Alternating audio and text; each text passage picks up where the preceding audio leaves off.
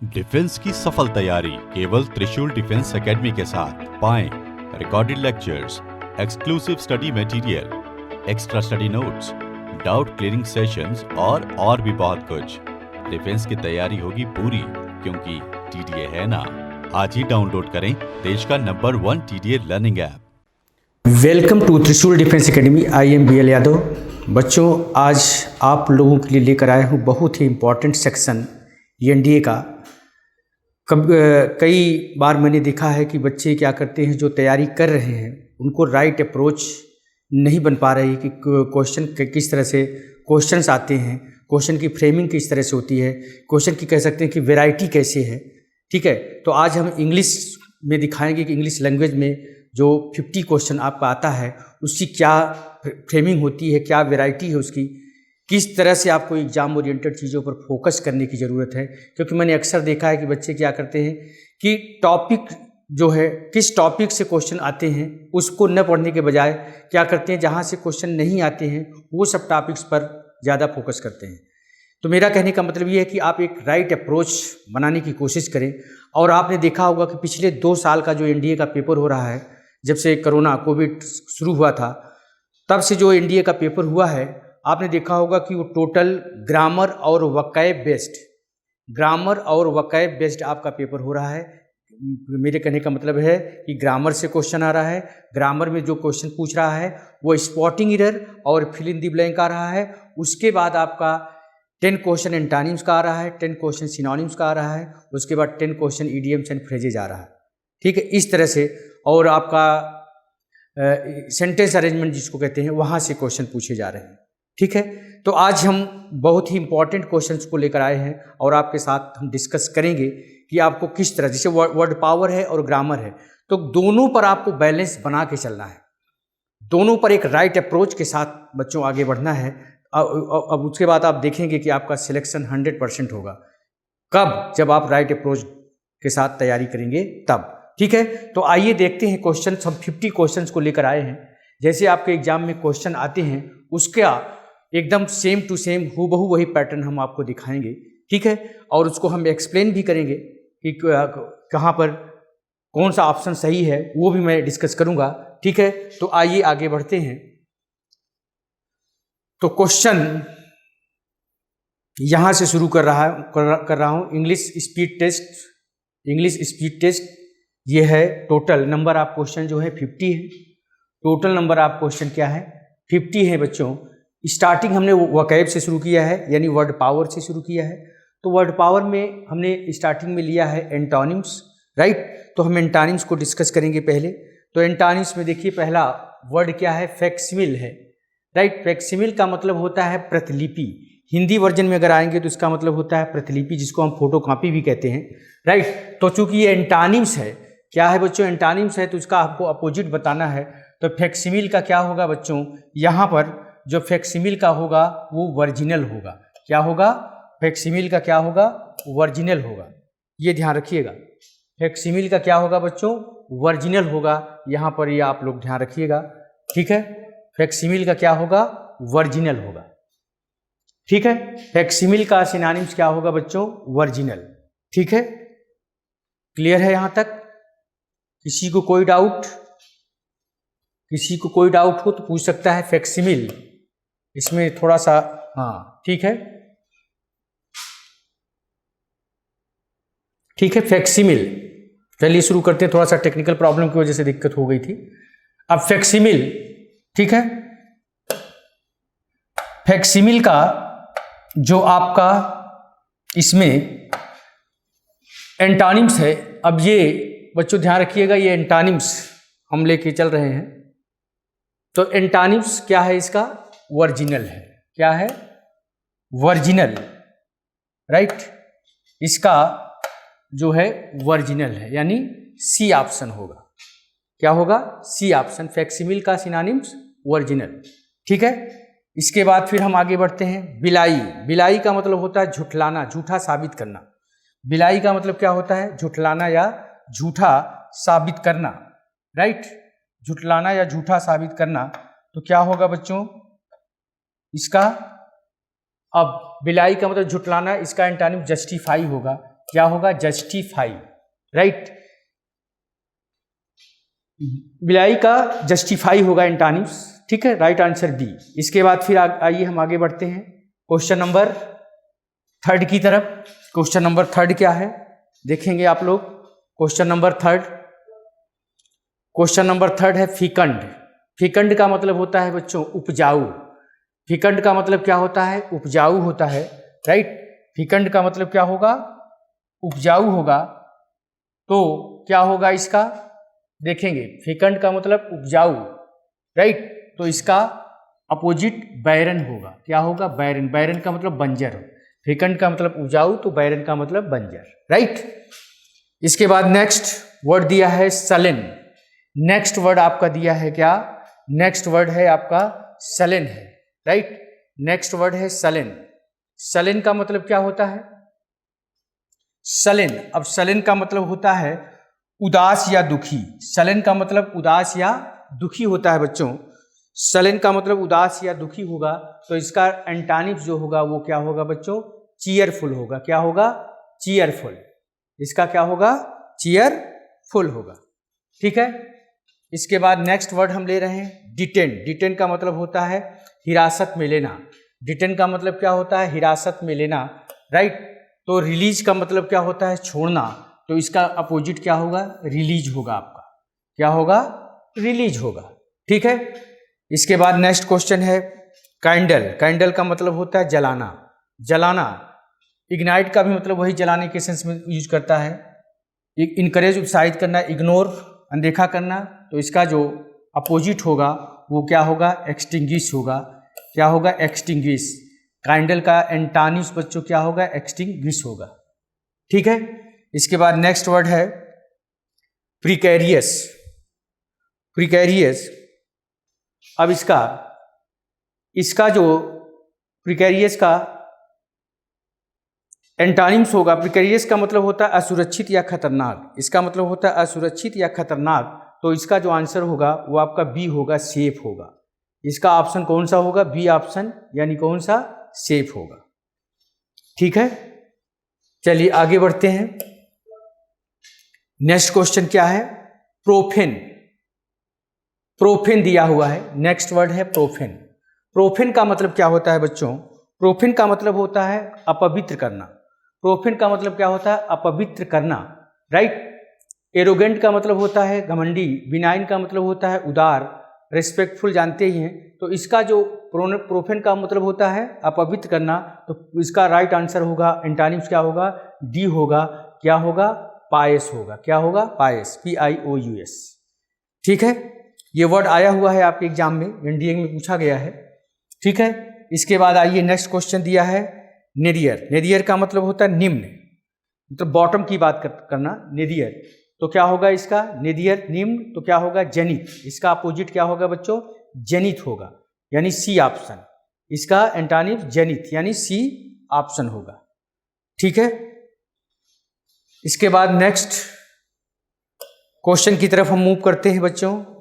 दिया है रेक। ये भी वर्ड आया हुआ है, एग्जाम्स में आया हुआ है, रेक। रेक का मतलब होता है बच्चों क्षतिग्रस्त।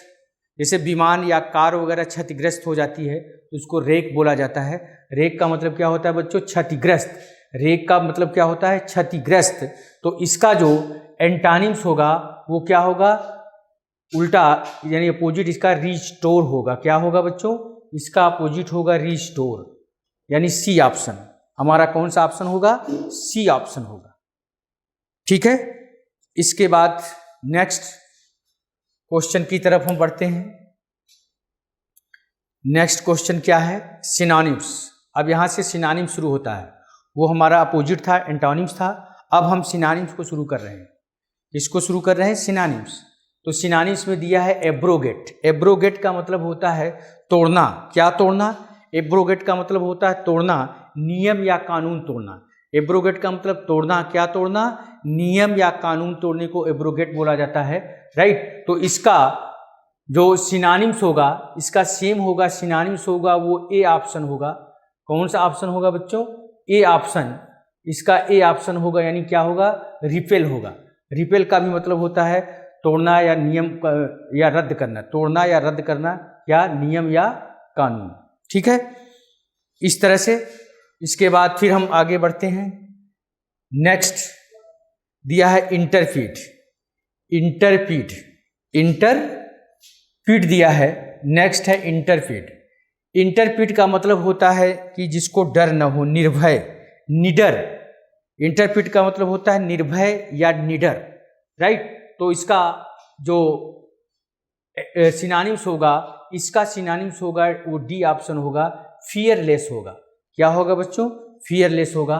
ठीक है। एम्बिशियस का मतलब महत्वाकांक्षी, डिटरमाइंड का मतलब दृढ़ संकल्पित, टॉकेटिव का मतलब होता है बातूनी, जो बहुत ज़्यादा बात करता है उसको हम टॉकेटिव बोलते हैं, राइट।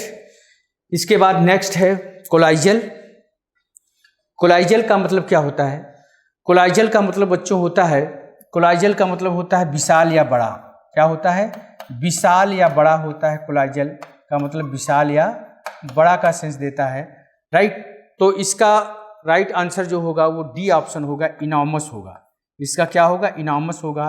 विगरस का मतलब क्या होता है बच्चों? बलवान होता है। क्या होता है? बलवान या ऊर्जावान होता है, राइट। तो कोलाइजल का क्या होगा? कोलाइजल का जो ऑप्शन होगा वो इनॉर्मस होगा। कोलाइजल का मतलब विशाल या बड़ा, तो इनॉर्मस होगा। एनर्जेटिक जानते हैं, ऊर्जावान। ठीक है, चलिए नेक्स्ट वर्ड आया है ऑब्नॉक्सियस। ऑब्नॉक्सियस का मतलब क्या होता है बच्चों? ऑब्नॉक्सियस का मतलब होता है कि बहुत बुरा। ऑब्नॉक्सियस का मतलब होता है बहुत बुरा। ठीक है, आइए एक एक वर्ड को पहले हम देख लेते हैं। फिल्थी। फिल्थी का मतलब क्या होता है? फिल्थी का मतलब होता है गंदा। एरोगेंट का मतलब होता है घमंडी, राइट। डिप्रेसिंग का मतलब होता है हतोत्साहित करने वाला। तो ऑब्नॉक्सियस का मतलब क्या होता है बच्चों?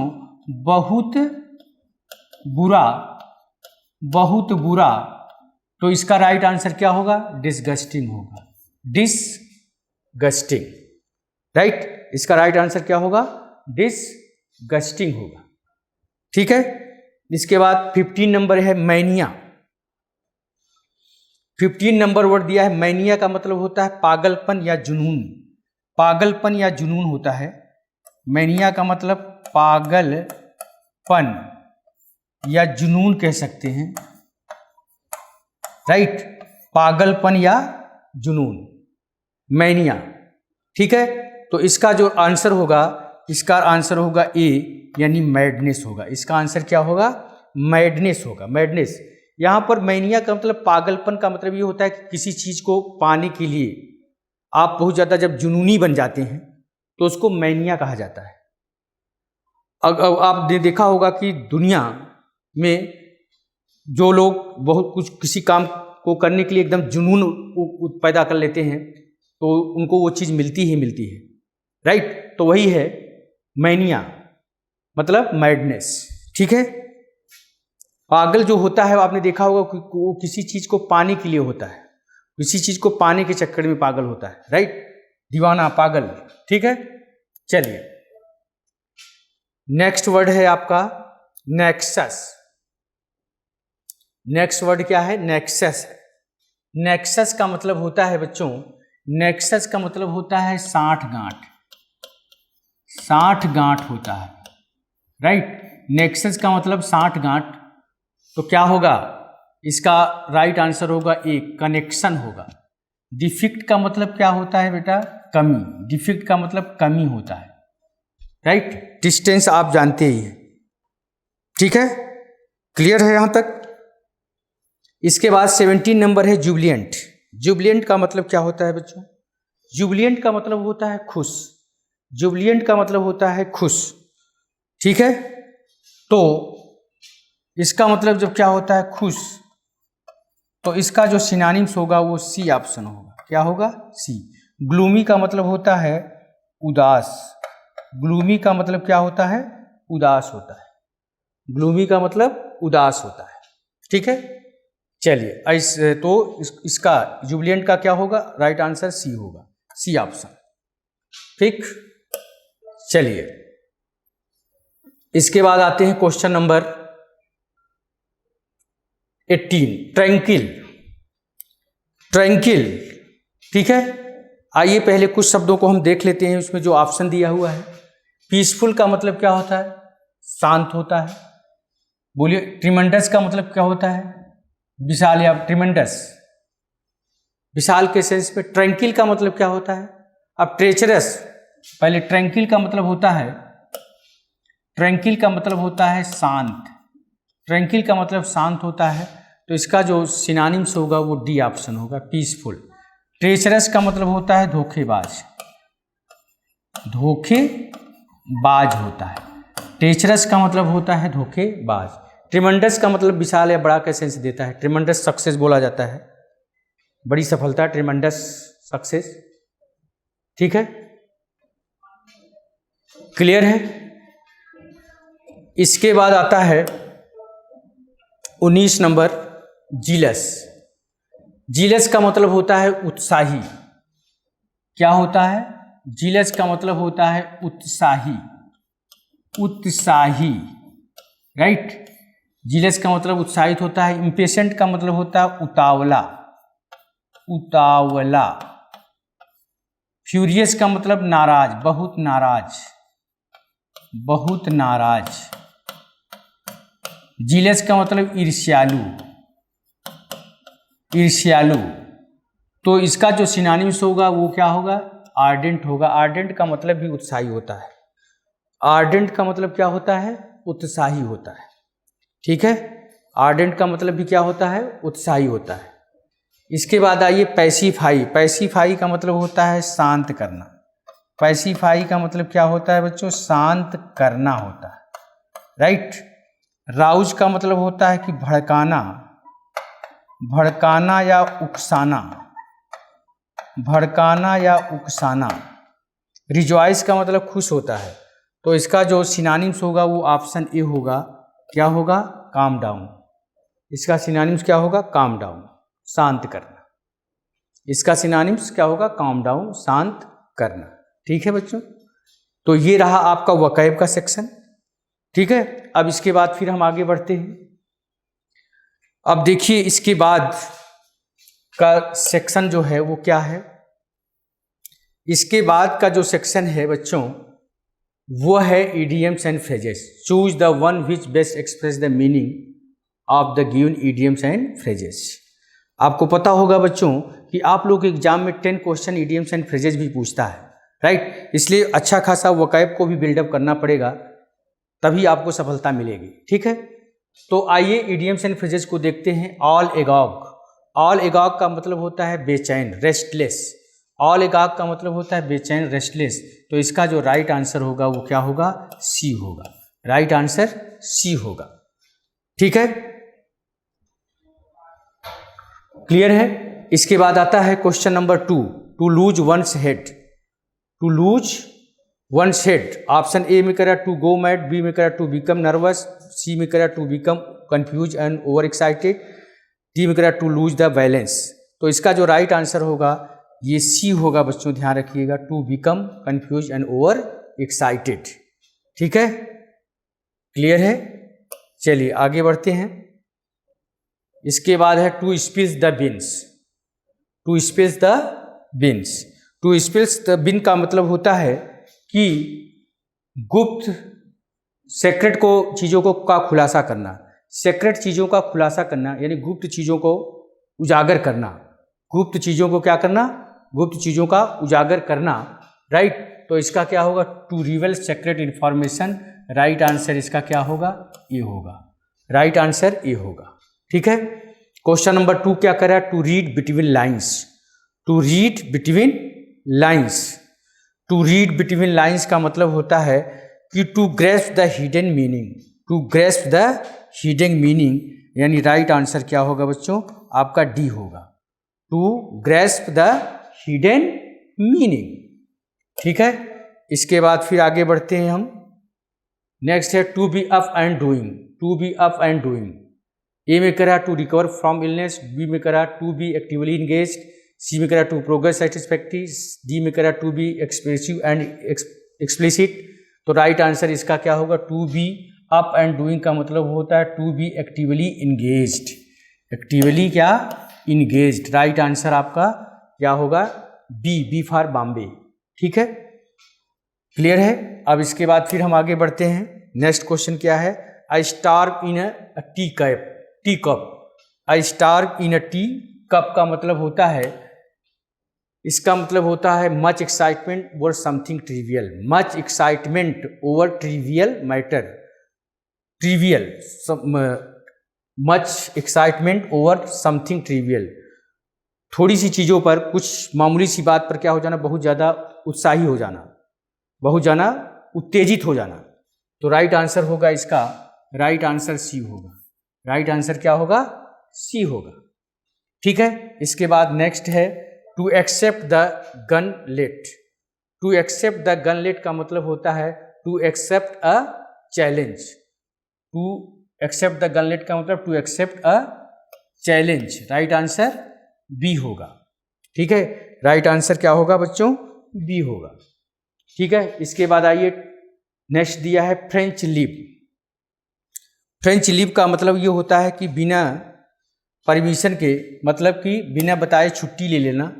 फ्रेंच लीव का मतलब होता है एब्सेंस विदाउट परमिशन, मतलब बिना परमिशन के अनुपस्थित रहना, बिना परमिशन के अनुपस्थित हो जाना, उसको फ्रेंच लीव बोला जाता है। बिना अनुपस्थित के मतलब कि ऑफिस में जैसे आप बिना सूचना के क्या हो गए, अनुपस्थित हो गए। बिना सूचना का अनुपस्थित हो जाने को कहा जाता है फ्रेंच लीव कहा जाता है। राइट आंसर इसका डी होगा। क्या होगा बच्चों, राइट आंसर डी है। ठीक है, राइट आंसर क्या होगा, डी होगा। ठीक है। इसके बाद है टू लूज फेस। तो टू लूज फेस का मतलब होता है टू बी ह्यूमिलेटेड, यानी राइट आंसर बी होगा। इसका क्या होगा, राइट आंसर इसका भी बी होगा। ठीक है। चलिए नेक्स्ट क्वेश्चन क्या है, to drink like fish. To drink like a fish का मतलब होता है जो बहुत ज़्यादा शराब पीता है उसको कहा जाता है या तो एल्कोहलिक कहा जाता है या तो ड्रिंक लाइक ए फिश। और जो बहुत सिगरेट पीता है उसको या तो कहा जाता है कि चेन स्मोकर, या तो ये कहा जाता है कि smoke like chimney, smoke like chimney. तो यहाँ पर to drink like a fish का मतलब होता है to be drunk, to be drunk, यानी राइट आंसर क्या होगा, राइट आंसर आपका सी होगा। राइट आंसर होगा टू बी ड्रंक, ड्रंकयार्ड, यानी राइट आंसर इसका जो है वो क्या होगा, सी होगा, बी नहीं C. Right answer to B, to drink like a fish का मतलब टू बी अ ड्रंकयार्ड, यानी राइट आंसर आपका सी है। ठीक है।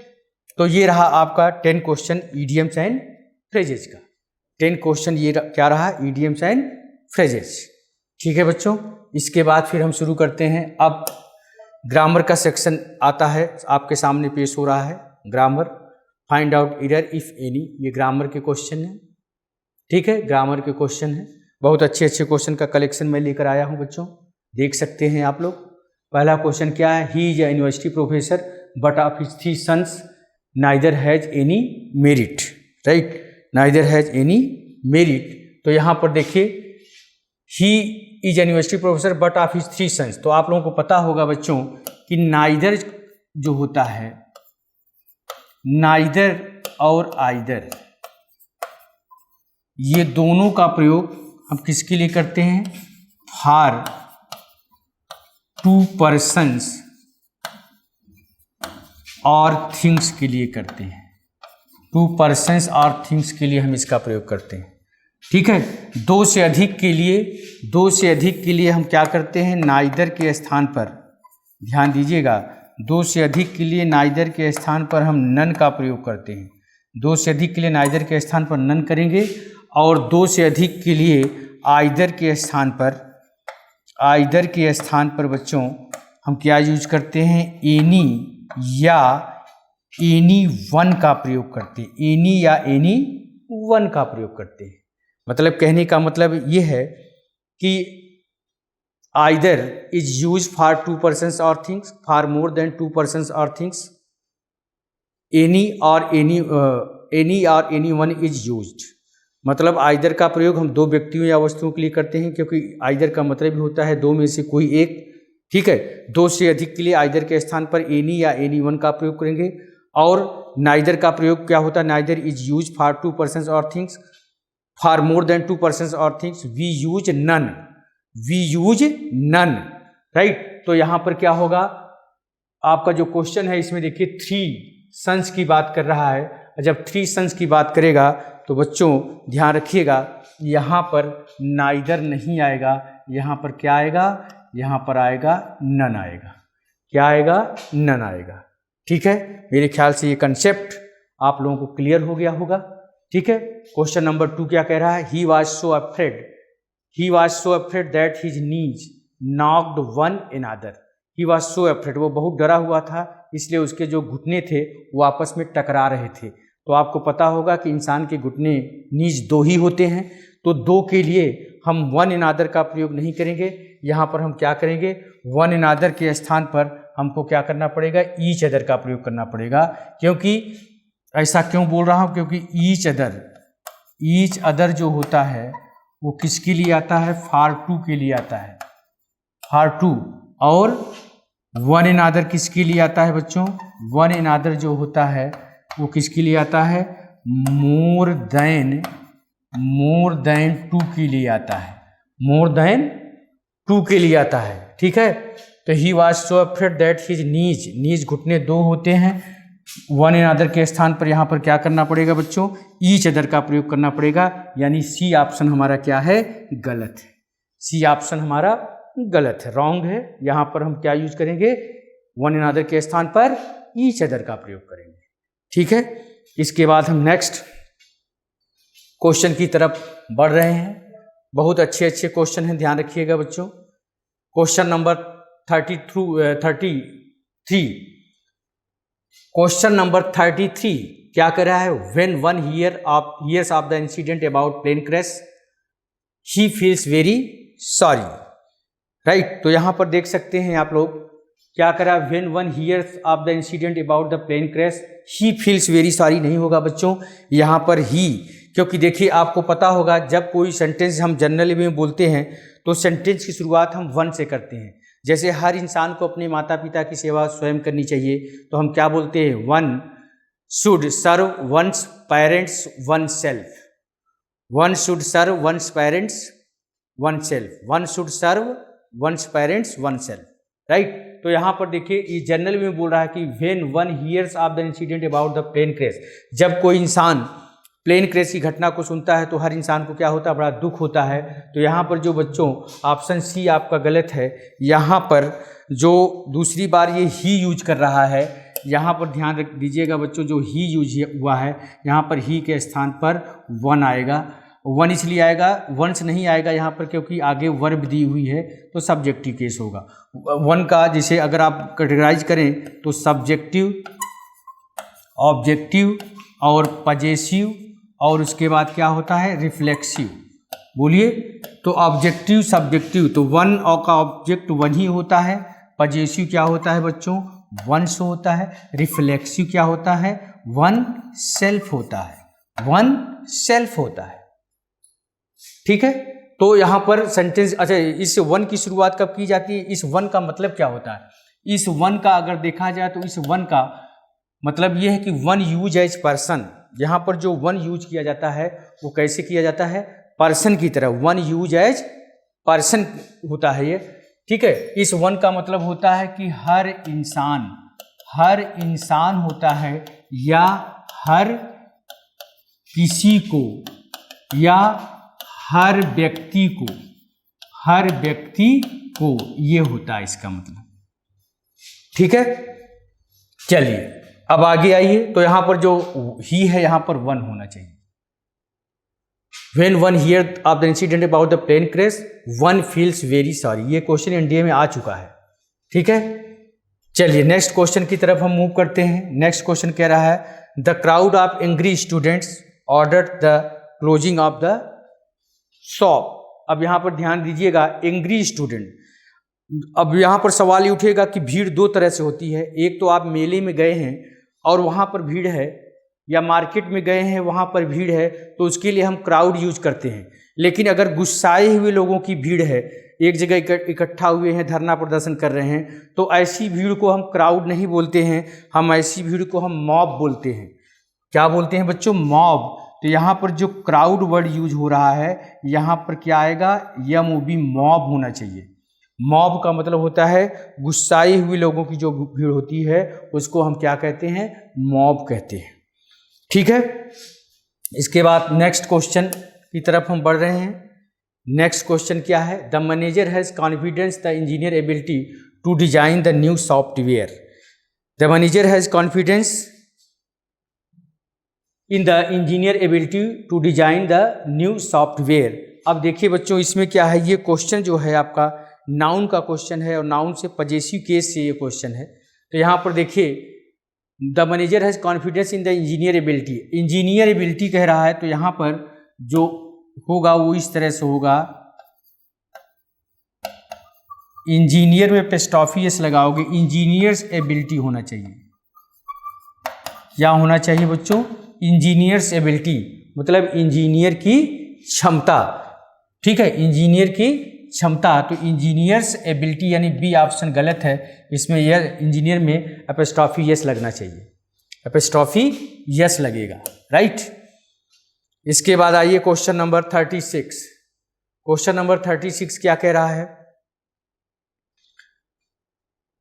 The reserve bank of India's decision to waive ATM charges have put the banks in a difficult position, right.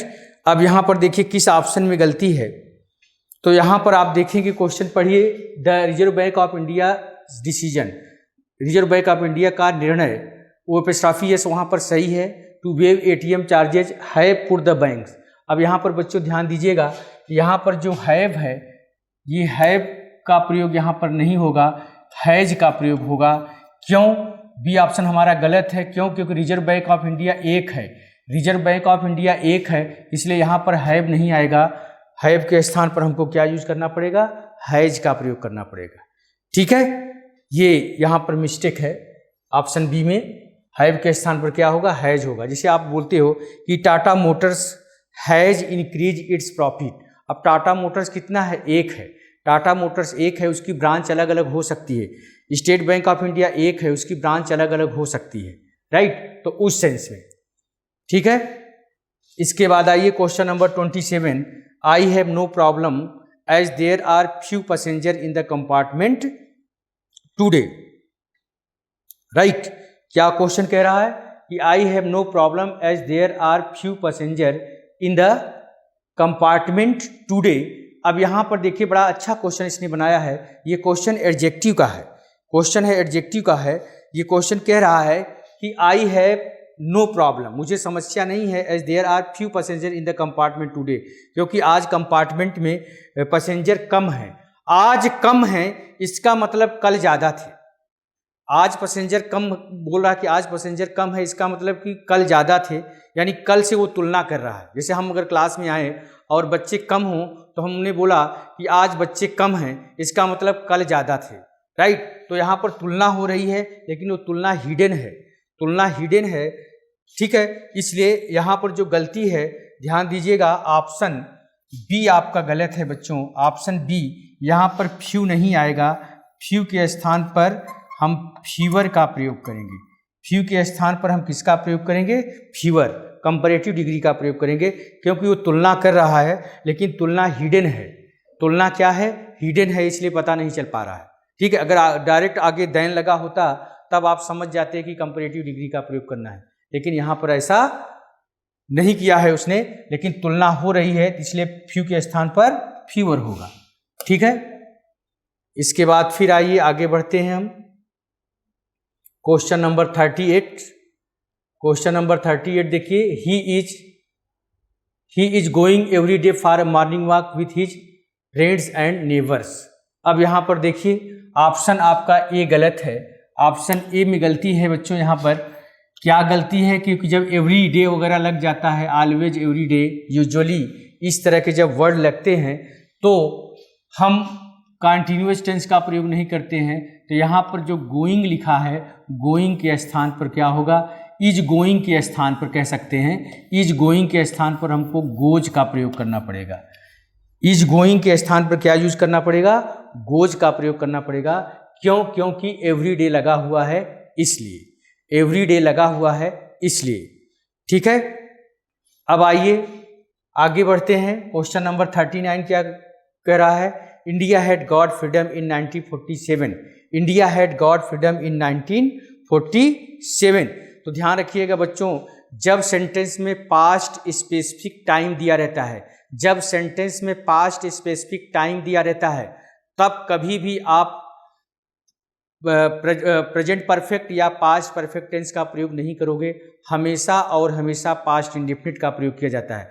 जैसे past specific time क्या है? जैसे बीता हुआ ईयर्स दिया है, जैसे 1990 हम बोल रहे हैं, 1990, 2001 हमने बोला, ये सब बीत गया है। अगर ये सेंटेंस में लगा हुआ है तो पास्ट इंडेफिनिट का प्रयोग करोगे। या तो last week, last month, last year लगा होगा तब, या एगो लगा होगा तब, या यस्टरडे लगा होगा तब हम पास्ट इंडेफिनिट का प्रयोग करते हैं, राइट। तो यहाँ पर देखिए, इसमें टाइम, बीता हुआ टाइम दे दिया है, इसलिए हमारा ऑप्शन क्या हो रहा है? बी ऑप्शन गलत हो रहा है बच्चों। यहाँ पर हैड गॉट के स्थान पर हमको क्या रखना पड़ेगा? गॉट रखना पड़ेगा। हैड गॉट के स्थान पर क्या रखना पड़ेगा? गॉट रखना पड़ेगा। ठीक है, चलिए आगे बढ़ते हैं। नेक्स्ट क्वेश्चन क्या कह रहा है? Of all the model Jessica is more good looking one. Of all the model, अब देखिए सभी मॉडल से कह रहा है, सभी मॉडल से कह रहा है कि जेसिका सबसे सुंदर है, तो मोर गुड लुकिंग नहीं होगा। Of all the model Jessica is the most good looking होगा, is the most good looking होगा। Good looking, more good looking, most good looking, right. यहाँ पर मोर के स्थान पर क्या होगा बच्चों? मोस्ट का प्रयोग करोगे। ठीक है, तो ये रहा आपका 10 क्वेश्चन स्पॉटिंग एरर का। अब आते हैं हम fill in the blanks. Fill in the blanks, fill in the blank में क्या है? कुछ 4 ऑप्शन दिए हैं, वर्ड ABCD में वर्डिंग है। अब पहला कह रहा है कि इफ, उसके बाद something something permits, we will go out for a walk. तो यहाँ पर क्या होगा? इफ वेदर परमिट्स, अगर क्या मौसम ने इजाजत दी तो हम टहलने जाएंगे, तो वेदर का प्रयोग करोगे। If weather, right, if weather permits. ठीक है, आगे बढ़िए। क्वेश्चन नंबर 42 क्या कह रहा है? दी डॉट डॉट यानी something something were arrested for illegal hunting the bears, यानी पोचिंग होगा। द पोचर, राइट आंसर क्या होगा? ए होगा आपका। क्या होगा? Poacher. The poachers were arrested. Poacher का मतलब होता है जो लोग इलीगल तरीके से हंटिंग करते हैं, शिकार करते हैं, उसको पोचर बोला जाता है। पोच का मतलब शिकार करना भी होता है। ठीक है, तो यहाँ पर जो आंसर होगा वो क्या होगा? हमारा ए आंसर होगा, पोचर्स। ठीक है, इसके बाद फिर आइए 43 कह रहा है man does not live by something something alone. तो यहाँ पर क्या होगा? Man does not live by bread alone. Live by bread alone मतलब इंसान सिर्फ रोटी के सहारे जिंदा नहीं रह सकता है। Man does not live by bread alone, यानी राइट आंसर डी होगा। ठीक है, इसके बाद फिर आइए क्वेश्चन नंबर 44 कह रहा है कि the rivers overflowed its banks. Bank का मतलब होता है नदी का किनारा, नदी का किनारा होता है। तो the river overflowed its banks and flooded the area. ठीक है, चलिए क्वेश्चन नंबर 45 कह रहा है the driver suddenly applied the brake when. यहाँ पर जो द लिखा है बच्चों, यहाँ पर द नहीं रहेगा, ही रहेगा। क्या रहेगा बच्चों? यहाँ पर जो द लिखा हुआ है, यहाँ पर द नहीं रहेगा, यहाँ पर दी के स्थान पर हम किसका प्रयोग करेंगे बच्चों? ही का प्रयोग करेंगे, राइट। यहाँ पर हम जो दी छपा है पहले उसको ही बना लीजिए। ठीक है, उसके बाद आइए अब क्वेश्चन को हम देखते हैं। The driver suddenly applied the brake when he saw क्या? स्टेशनरी, यानी सी ऑप्शन। स्टेशनरी का मतलब होता है स्थिर, स्टेशनरी का मतलब स्थिर होता है, राइट। तो यहाँ पर राइट आंसर क्या होगा बच्चों? राइट आंसर आपका सी होगा। ठीक है, राइट आंसर आपका क्या होगा? सी होगा यहाँ पर। ठीक है, इसके बाद नेक्स्ट क्वेश्चन की तरफ हम मूव करेंगे। नेक्स्ट क्वेश्चन क्या है? I went to the shop to buy some. अब सम ध्यान दीजिएगा, इसका मतलब तो अभी अभी हमने आपको बताया, इसका मतलब क्या होता है, स्थिर होता है। लेकिन इसका मतलब क्या होता है बच्चों, जहाँ पर कॉपी, किताब, पेंसिल, बुक वगैरह मिलती है उसको स्टेशनरी शॉप बोला जाता है। तो I went to the shop to buy some stationery, यानी राइट आंसर ये होगा। और ध्यान रखिएगा, स्टेशनरी अनकाउंटेबल नाउन है, इसलिए हम इसका प्लूरल नहीं बना सकते। ठीक है, यहां तक क्लियर है। अब आइए हम आगे बढ़ते हैं। ठीक है, नेक्स्ट क्वेश्चन क्या है, Rabindranath Tagore was a profound writer of his time. यहां पर राइट आंसर होगा क्या बच्चों, सी होगा। क्या होगा, प्रोफाउंड। प्रोफाउंड का मतलब डीप होता है, जो गहराई से नॉलेज रखता है, डीप नॉलेज रखता है, उसको प्रोफाउंड बोला जाता है। राइट, तो Rabindranath Tagore was a profound writer of his time. अपने समय के वो प्रोफाउंड राइटर थे, मतलब बहुत गहराई में लिखते थे। बहुत गहराई में लिखने का मतलब कि बहुत उनको नॉलेज था। राइटर, अच्छे लेखक थे, वो राइटर थे रविन्द्रनाथ टैगोर। प्रोफाउंड का मतलब होता है डीप। प्रोफाउंड का मतलब डीप। ठीक है, चलिए क्वेश्चन नंबर क्या कर रहा है, 48। प्राइसेस राइज करती हैं। देखिए ध्यान रखिएगा, रेज का मतलब बढ़ाना होता है, राइज का मतलब बढ़ना होता है। यहाँ पर बढ़ना, ये समझ लीजिएगा, ये है बढ़ना, और ये होता है बढ़ाना। बढ़ाना भी होता है, इसका मतलब उठाना भी होता है। बढ़ाना और उठाना, और इसका मतलब बढ़ना या उठना होता है, उठना। तो प्राइसेस युद्ध के दौरान बढ़ जाते हैं, तो राइट आंसर सी होगा। राइट आंसर क्या होगा बच्चों, राइट आंसर आपका सी होगा। ठीक है, इसके बाद आइए नेक्स्ट क्वेश्चन की तरफ हम मूव करते हैं। नेक्स्ट क्वेश्चन हमारा इस तरह से है, वी। अब हैंग का दो मतलब होता है बच्चों। हैंग का मतलब फांसी भी देना है होता है, और हैंग का मतलब लटकाना भी होता है। तो जब हैंग का मतलब फांसी देना होता है तो हैंग्ड होता है, और जब हैंग का मतलब लटकाना होता है तो हंग होता है। ध्यान दीजिएगा, हैंग का मतलब जब फांसी देना होगा तो हैंग्ड होता है, और जब हैंग का मतलब लटकाना होता है तो हंग होता है। तो पिक्चर लटकाने की बात कर रहा है, पिक्चर लटकाने की बात की जा रही है बच्चों। तो यहाँ पर क्या होगा, ए ऑप्शन होगा। क्या होगा, हंग होगा। We hung the picture on the wall. ठीक है, इसके बाद नेक्स्ट देखिए क्या है, he his living by hard work. तो यहाँ पर क्या है, ही अर्न्स। ही क्या होगा बच्चों, यहाँ पर ही earns his living by hard work. He earns his living by hard work. ठीक है बच्चों, तो ये बहुत ही इंपॉर्टेंट क्वेश्चन थे, ध्यान रखिएगा।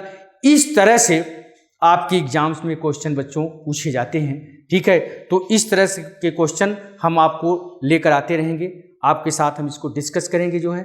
ठीक है बच्चों, तो इस तरह से आप क्वेश्चन की प्रैक्टिस करिए और एक राइट अप्रोच के साथ आगे बढ़िए, ताकि आपका सिलेक्शन हो जाए।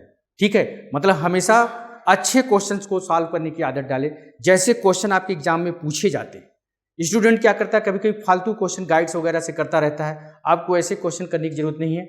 आपको देखिए आपका लेवल क्या है, क्वेश्चन की फ्रेमिंग किस तरह से की जाती है। हमेशा स्टैंडर्ड क्वेश्चन करने की आदत डालें। जो क्वेश्चन आप देखोगे, जो आप पेपर देते हो, तो एनडीए में देखिए जो क्वेश्चन आते हैं बहुत अच्छे क्वेश्चन होते हैं। वो उनका एक लेवल होता है, उनका एक स्टैंडर्ड होता है।